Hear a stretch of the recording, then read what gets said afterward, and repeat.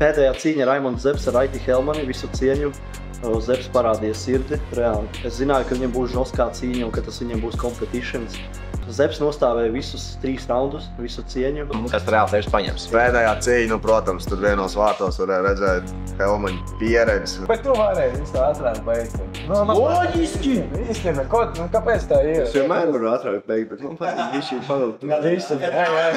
Viņš parādīja, kā jau vienmēr to, ka viņš ir līmenī. Normāli salika galvu kaut ko, bet tur turējos. Kā vajag. Nē, tā vispār vienākais pretinieks man var iedot, zini, tas vibes arī, ka mums ir tāds spots, gribās, lai tiesnes vispār nav, lai čipa, zini, ties krūmos, viņi dabūna vienkārši norbīt. Es vēsties krūmos. Teikšu, stulbi skan, bet man pret to puiku nekas vispār nav. Pēdējās 2 naktis mēs ar viņu 2 esam sēdējuši līdz bez maz vai 8 rītā.